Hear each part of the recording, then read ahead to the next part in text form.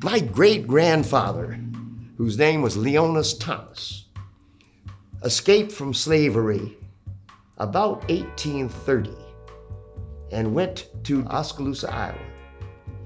He went back and stole his wife out of slavery and brought her on the so-called Underground Railroad to Iowa. He was illiterate, taught himself to read, became the first AME bishop in Iowa. That was my great-grandfather. My grandfather got his doctorate from the University of Chicago. Rode a bicycle from Virginia to Iowa to become a pastor in Iowa. I was told all of this, and I was told that we are educated people, we are proud people. I'm Dion Griffith Morrow. I'm 90 years old. I was born on July 9, 1932. I was born in the Dunbar Hospital. The Dunbar Hospital had been established by an African-American physician named Whitaker. At that time, black physicians were not welcome to work in charity or private hospitals, only in the county hospital. My parents and my grandparents were not going to see me coming to birth in the county hospital, but the Dunbar was available. Well, my grandfather was Thomas Griffith Sr. He was the pastor of Second Baptist Church in Los Angeles. At the time, he was the most prominent black pastor in the Western United States, and Second Baptist was the most prominent church. My grandfather came to Los Angeles from Des Moines and Topeka, Kansas in 1921. My parents were married in Second Baptist Church in 1929. I was born in 1932. My father was an electrical contractor, and my mother was a teacher of piano and voice. My mother had studied music at Drake University in Des Moines, Iowa, and here at USC in Los Angeles. My mother's younger brother, Thomas Griffith II, became a lawyer and was the second black to be a judge in California.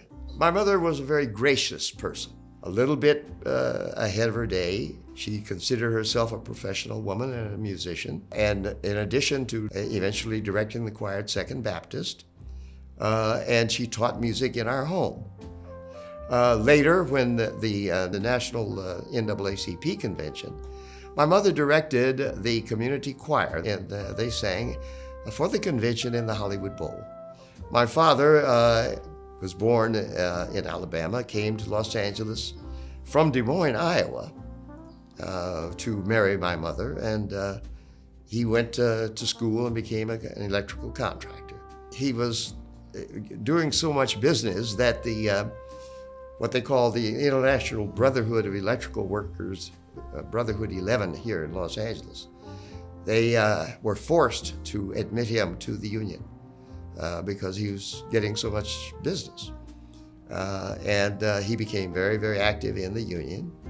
And then in 1940, after the war began, the Second World War, there were no more dwelling houses being built, so my father was out of business. At that time, a woman named Jessie Terry, who was she was an African-American woman who was on the board of the City Housing Authority. And she arranged for my father to be hired as the first operating employee at the Housing Authority. And he retired from there after about 25 years. I had one brother, my brother Virgil, who graduated from Cal State LA, got his master's degree there. He was a school teacher, hated being a school teacher, and he left and became first a salesman of school books for a school book publishing company, and then went into the publishing business. And at the time, he died when he was only 47 years old of a sudden heart attack. And at that time, he was working for a publishing company in Canada as an editor. When my grandfather came here in 1921, and then brought his family here, he needed a home for them to live in. And so he bought this house. I don't know where it came from, but they moved it onto the lot on 32nd and Griffith. And that's where we lived. Across the street was an Italian family. There were mostly African Americans, but not entirely. The rule in our house was education. You had to go to school. And my aunt subscribed to what was then called the Book of the Month Club. And I read every book that came in. We had books in our house all the time. We had music in our house. And it was a great place to grow up. Our lives were centered in Second Baptist Church. My mother took my brother and me every Thursday evening to choir rehearsal. There was a library of old books that people would bring and leave in the church. And during choir rehearsal, I would read those old books. I was a reader. My mother used to get after me because I was not an athlete. Most of the kids in my neighborhood were. And my mother would yell at me, get out of that book and go outside and play. We used to go to my Uncle Tom's house. He was a very successful lawyer, president of the NAACP, very prominent, and he had a large and very beautiful house on the corner of 50th and Wall. And we used to go there every Sunday evening for ice cream and cake. I was kind of an indifferent student. They gave, in those days, what they called an Iowa test. I tested in the top 98 percentile of students nationally, which was very impressive. I was told it was the highest score of the kids in California at the time. I went to Francis Polytechnic High School. I won the first Negro History Week oratorical contest. The subject of the oratory was the Constitution and the Negro. And I was the only Negro in the contest. Needless to say, I won. I started out at Los Angeles City College after I graduated from Francis Polytechnic. From there, I got a speech and debate scholarship to Pepperdine College. I got married very early. I was barely 20 years old. And my first child was born. My daughter Jan was born May of 1953. And I was in school at Pepperdine at that time. And that summer, she was born in May, and that summer I kind of had a revelation, if you will, or epiphany.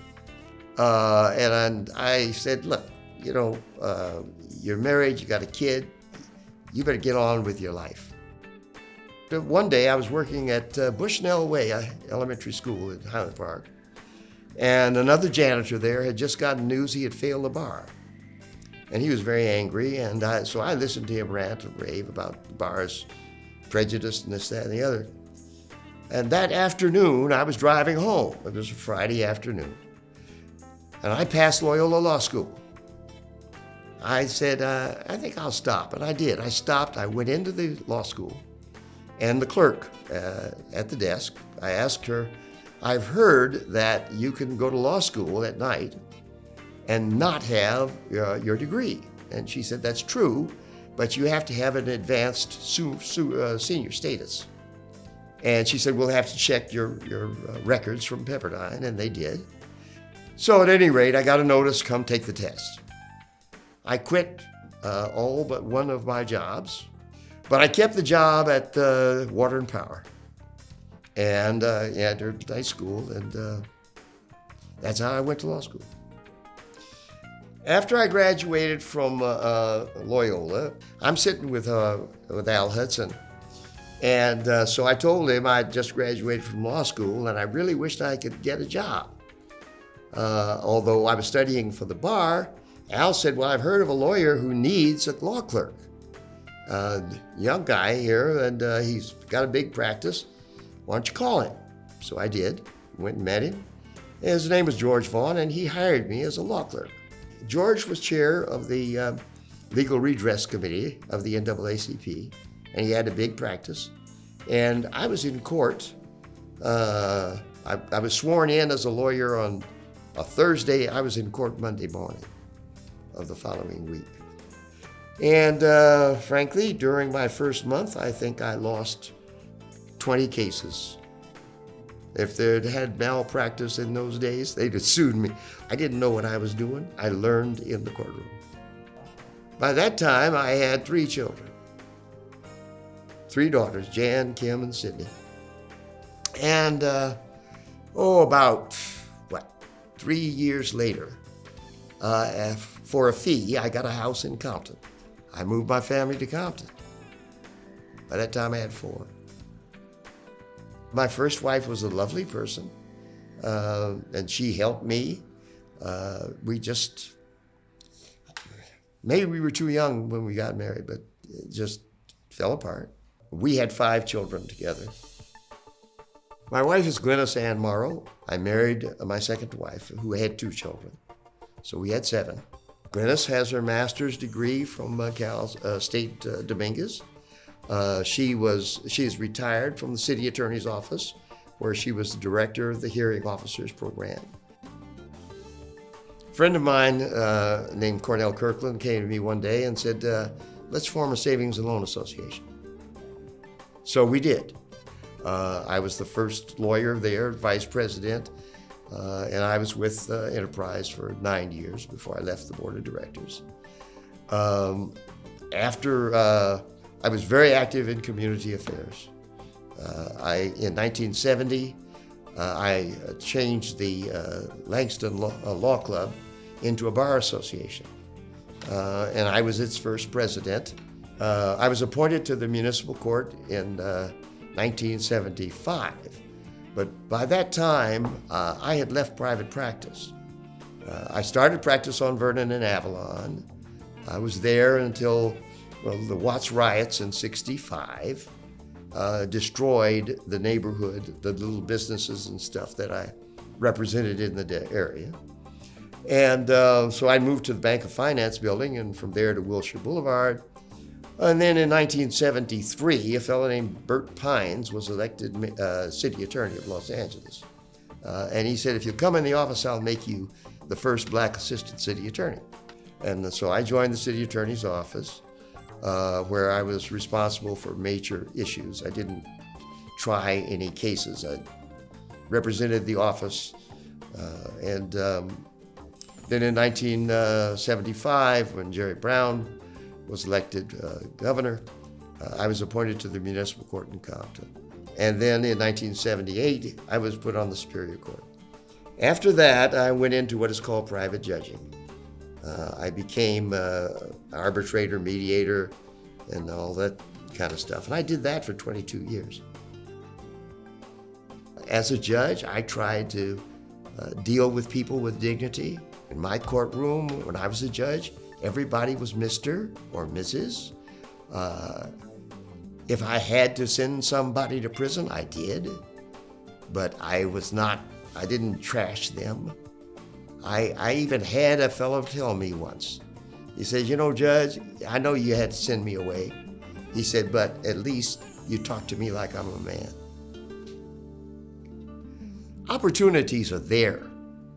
Opportunities are there that weren't there when I was coming up. I don't know why everyone isn't taking advantage of them. My advice to young people today, have a goal and achieve it. Work toward it. And stay away from all of the distractions that seem to be so prevalent now.